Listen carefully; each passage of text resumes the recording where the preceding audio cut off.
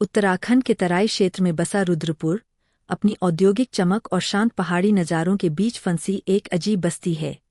यहाँ की हवा में कारखानों का धुआं और राजनीतिक साजिशों की बू घुली रहती है।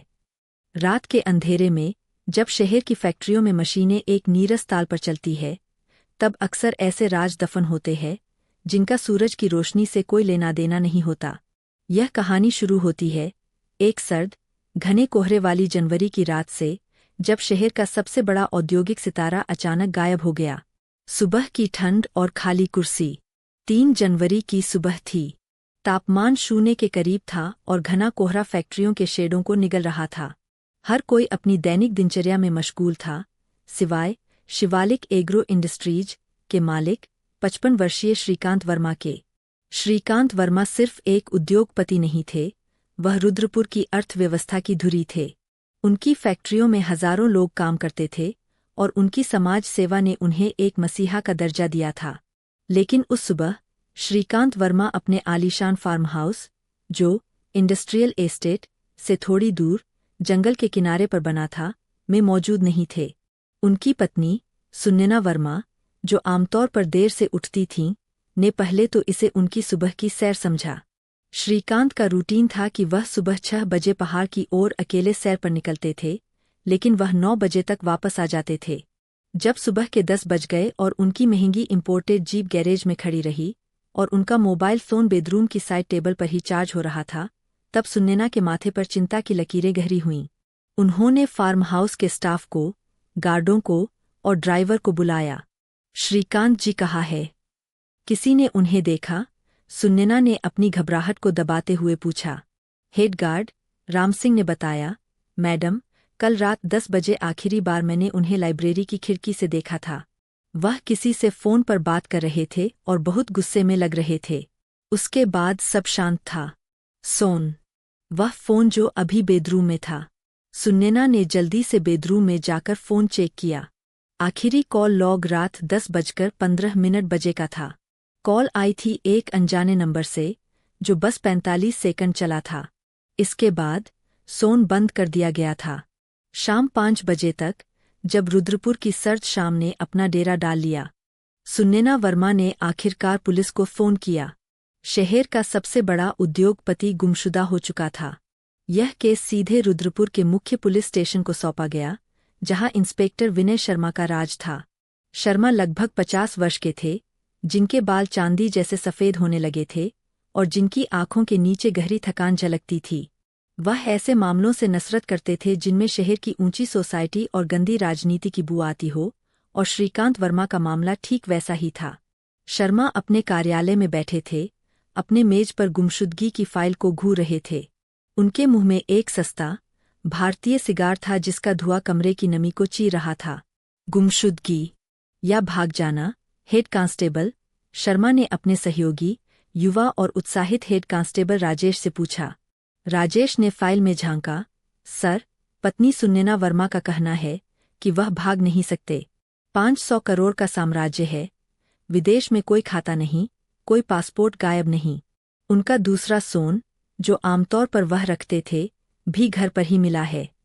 यह अपहरण हो सकता है। शर्मा ने सिगार का एक कश लिया।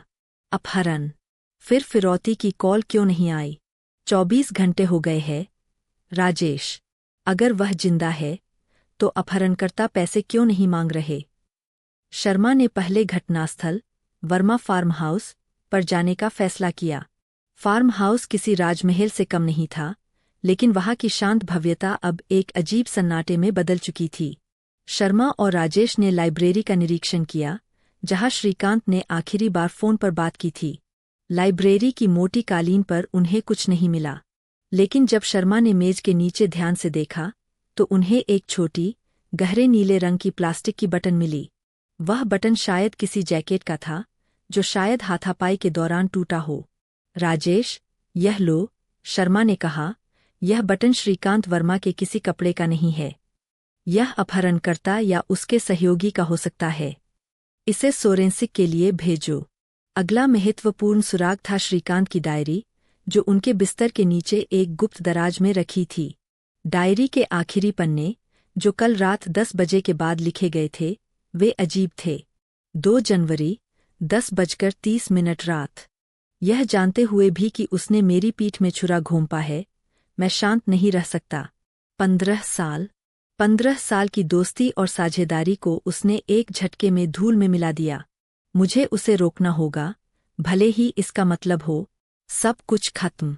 इसके नीचे एक नाम लिखा था, अजय। अजय मेहता रुद्रपुर का दूसरा सबसे बड़ा उद्योगपति था और श्रीकांत वर्मा का बचपन का दोस्त, स्कूल का साथी और 15 साल से व्यावसायिक साझेदार था। शिवालिक एग्रो में दोनों की बराबर की हिस्सेदारी थी, लेकिन पिछले 6 महीने से उनके रिश्ते में दरार आ गई थी। शर्मा और राजेश सीधे अजय मेहता की फैक्ट्री और फिर उनके आलीशान घर पहुंचे। अजय मेहता 56 वर्ष के थे, जिनका व्यवहार उनके दोस्त के गायब होने की खबर के बावजूद अजीब तरह से शांत था। मिस्टर मेहता, श्रीकांत वर्मा कल रात से गायब है। आपकी उनसे आखिरी बात कब हुई थी? शर्मा ने बिना भूमिका बांधे पूछा। अजय मेहता ने एक लंबी सांस ली। लगभग 2 हफ्ते पहले। व्यापार में कुछ मतभेद थे। उन्होंने मुझे शिवालिक एग्रो से निकलने के लिए कहा था। वह मुझे मेरी हिस्सेदारी का भुगतान करने वाले थे, लेकिन बातचीत अटकी हुई थी। क्या आप दोनों के बीच कोई बड़ी लड़ाई हुई थी? कोई धमकी? अजय मुस्कुराया, लेकिन वह मुस्कान उसकी आंखों तक नहीं पहुंची। व्यापार में लड़ाइयाँ होती रहती है, इंस्पेक्टर। श्रीकांत थोड़े गर्म मिजाज के थे, लेकिन धमकी नहीं। डायरी में आपका नाम क्यों लिखा है, मिस्टर मेहता? उसने मेरी पीठ में छुरा घोंपा है। यह किसके लिए लिखा गया है? अजय मेहता का चेहरा पहली बार थोड़ा पीला पड़ा। उसने अपनी नीली स्वेटर की बाहों को ठीक किया। मुझे नहीं पता। शायद किसी तीसरे पक्ष के बारे में हो। व्यापारिक प्रतिद्वंद्वी। शर्मा की नज़र अजय की नीली स्वेटर पर पड़ी। स्वेटर सादा था, लेकिन बाहों पर जहाँ कफ शुरू होता है, वहाँ एक बटन गायब था। ठीक उसी रंग का और उसी साइज का बटन, जैसा लाइब्रेरी के पर्स से मिला था। शर्मा ने शांत लहजे में कहा, मिस्टर मेहता, कल रात 10 से 12 के बीच आप कहाँ थे? मैं घर पर था, अपनी पत्नी के साथ। हम टीवी देख रहे थे, अजय ने जल्दी से जवाब दिया। शर्मा ने राजेश को इशारा किया, हम आपके और आपकी पत्नी के बयान दर्ज करेंगे। और हाँ, हमें आपकी यह नीली स्वेटर भी चाहिए, फोरेंसिक जांच के लिए। अजय मेहता को गिरफ्तार नहीं किया गया, लेकिन वह निगरानी में आ गया। रुद्रपुर की सड़कों पर अब एक फुसफुसाहट शुरू हो गई थी। क्या शहर का एक स्तंभ ही दूसरे स्तंभ का हत्यारा था? शिवालिक एग्रो और अजय मेहता के साथ साथ श्रीकांत वर्मा के गहरे संबंध स्थानीय राजनीति से भी थे। वह विधायक कैलाश रावत के प्रमुख फंडरेजर, चंदा जुटाने वाले थे। कैलाश रावत एक शक्तिशाली और बेईमान राजनेता थे, जिनके खिलाफ भ्रष्टाचार के कई मामले चल रहे थे, लेकिन प्रमाण की कमी के कारण वह हर बार बच निकलते थे। अगली सुबह, जब शर्मा अजय मेहता से पूछताछ कर रहे थे, तो उन्हें सीधे डीएसपी का फोन आया। शर्मा, तुरंत अजय मेहता को छोड़ दो और उनके फार्म पर रेड करने का विचार छोड़ दो, डीएसपी ने लगभग चीखते हुए कहा। लेकिन सर, हमें अजय की स्वेटर से एक बटन मिला है, जो क्राइम सीन पर मिले बटन से मेल खा सकता है। यह एक गंभीर सुराग है। शर्मा ने विरोध किया। यह मेरा आदेश है, शर्मा। विधायक रावत ने सीधे ऊपर बात की है। अजय मेहता उनके भी करीबी है। यह एक साधारण गुमशुदगी है। इसे अपहरण या हत्या में बदलने की कोशिश मत करो। अपनी जांच को राजनीतिक प्रतिद्वंद्वियों तक सीमित रखो। डीएसपी ने फोन काट दिया। शर्मा समझ गए। यह सिर्फ अपहरण नहीं था, यह शक्ति का प्रदर्शन था। कोई बड़ा आदमी इस केस को ठंडे बस्ते में डालना चाहता था। लेकिन शर्मा पुरानी आदत के सिपाही थे। वह राजनीतिक दबाव के आगे झुकने वाले नहीं थे। उन्होंने डीएसपी के आदेश को दरकिनार करते हुए अजय मेहता की पत्नी प्रिया से गोपनीय पूछताछ करने का फैसला किया। प्रिया मेहता एक पढ़ी लिखी, शांत महिला थीं। जब शर्मा ने उनसे पूछा कि क्या उन्होंने रात 10 से 12 बजे के बीच अजय को घर पर देखा था, तो उनकी चुप्पी अजय के आत्मविश्वास से ज्यादा जोर से बोली। मिसेज मेहता, मैं जानता हूं कि आप अपने पति को बचाने की कोशिश कर रही है, लेकिन अगर श्रीकांत वर्मा को चोट पहुंची है, तो आपको सच बोलना होगा। यह आपके पति की कानूनी स्थिति को बदल सकता है। प्रिया ने अपने होंठ भींचे और धीरे से सिर हिलाया। उनकी आंखें आंसुओं से भर गईं। वह वह घर पर नहीं थे, इंस्पेक्टर। रात 10:30 बजे उनका फोन आया था कि वह आधे घंटे में लौटेंगे। वह 12:15 बजे वापस आए। वह पसीने से लथपथ थे और उनके जूते मिट्टी से सने हुए थे। प्रणय आगे बताया, मैंने उनसे पूछा कि क्या हुआ, तो उन्होंने कहा कि उनकी गाड़ी खराब हो गई थी और उन्हें पैदल चलना पड़ा। लेकिन इंस्पेक्टर, वह झूठ बोल रहे थे। उनकी गाड़ी रात भर गैरेज में थी। अजय मेहता की परफेक्ट अलार्म टूट चुका था। अब शर्मा के पास अजय को हिरासत में लेने का कानूनी आधार था।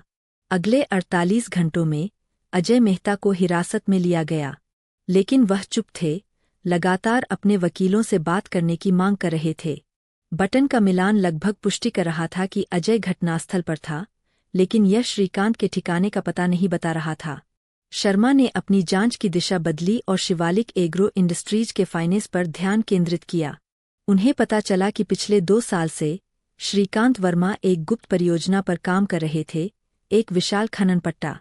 यह खनन पट्टा विधायक कैलाश रावत के चुनाव क्षेत्र में था और इसकी कीमत लगभग 1000 करोड़ रुपए थी। श्रीकांत ने इस पट्टे को हासिल करने के लिए अपनी कंपनी की आधी संपत्ति गिरवी रख दी थी। लेकिन यहाँ एक बड़ा झटका लगा। श्रीकांत वर्मा ने पट्टे के लिए जो कंपनी बनाई थी, उसके कागजात फर्जी थे। कागजों पर कंपनी का मालिक कोई और था, लेकिन असली हस्ताक्षर श्रीकांत वर्मा के थे और अजय मेहता के नहीं। यह एक बड़ा जुआ था, जिसके बारे में अजय मेहता को पता नहीं था। श्रीकांत, जो हमेशा ईमानदार दिखने की कोशिश करते थे, अपने दोस्त और पार्टनर के बिना एक समानांतर अवैध कारोबार चला रहे थे। अजय को शायद इसी बात का पता चल गया था। पीठ में छुरा घोंपा वाला जुमला अब साफ हो गया था। श्रीकांत ने अजय को धोखा दिया था। शर्मा ने श्रीकांत के मोबाइल फ़ोन के कॉल डिटेल्स खंगाले, वह फ़ोन जो उन्हें बेडरूम में मिला था। रात 10:15 बजे की आखिरी कॉल का नंबर एक प्रीपेड सिम कार्ड का निकला, जो 1 हफ्ते पहले ही देहरादून में खरीदा गया था। फ़ोन करने वाले का पता लगाने के लिए शर्मा ने उस नंबर का लोकेशन डेटा निकलवाया।